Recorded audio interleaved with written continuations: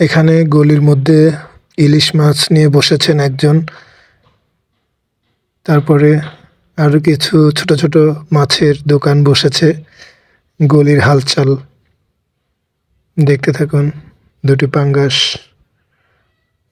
তারপরে আরো আছে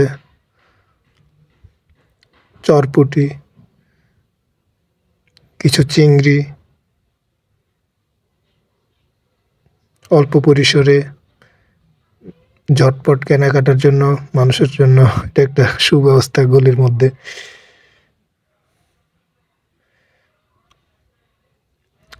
এখানে কিছু কিছু ছোট বাটা মাছ,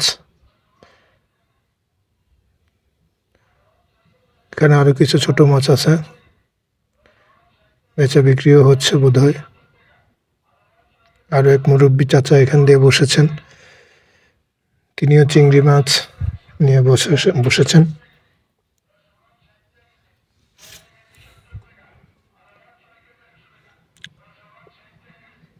গলির হালচাল, মানুষের প্রয়োজনীয় অনেক কিছুই গলিতে বেচা বিক্রি হয়ে থাকে। উনি আরেকজন সালাদ কাটছেন, ফুচকা,